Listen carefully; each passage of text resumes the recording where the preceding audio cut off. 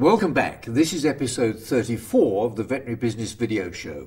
In today's show, we'll consider the importance of managing change and continue our discussion about some of the information required by the decision makers in veterinary practice. We'll take a look at a website which might make you think about automating the management of stock items.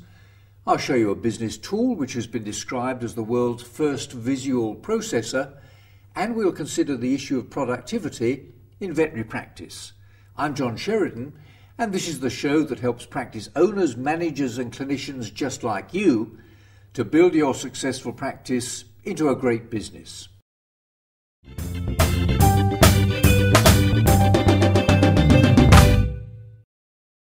I was privileged recently to present one of the business sessions at the second London Veterinary Show at Olympia.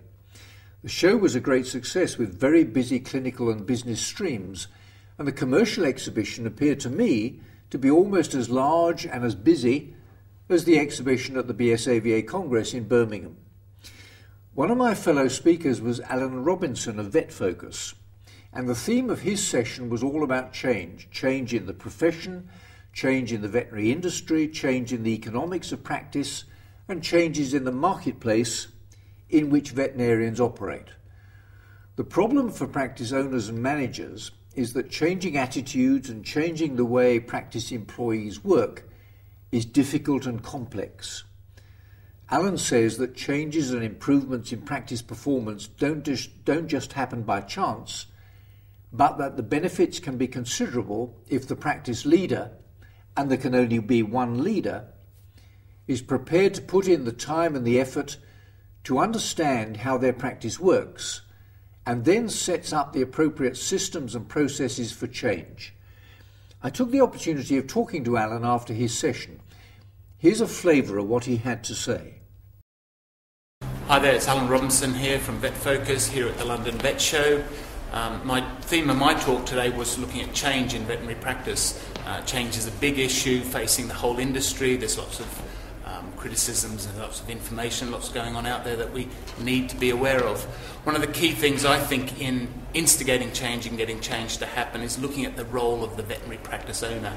As vets, we tend to be very analytical, we tend to be good at management, we tend to be looking at control and organising things, but in reality it's the leadership role that's important, more the dealing with people, more with looking with the big ideas and trying really to get the change strategy, change systems and the change psychology into place. This is the real challenge for practices. So drawing those skills from perhaps within your own team, getting those skills from outside, from consultants, is probably what's going to be necessary as a fundamental change in the business model. The reality is that the economy is not going to change back to the way it was before. It's going to change, but to something else, and we're going to have to be very different practices to do that. Now let's have a look at the 60-second seminar for this episode. In the last episode, we considered the ability of the practice management software systems in veterinary practice to store and retrieve data about almost every possible aspect of your practice resources. And we concluded that the members of your management team don't just need data. What they need are the answers to specific questions to enable them to identify what's going right, what's going wrong, and to make the necessary decisions to get back on track. In the last 60-second seminar, we highlighted a few general introductory questions. In this episode, we'll consider some of the questions about staff members which a practice owner might be expected to ask.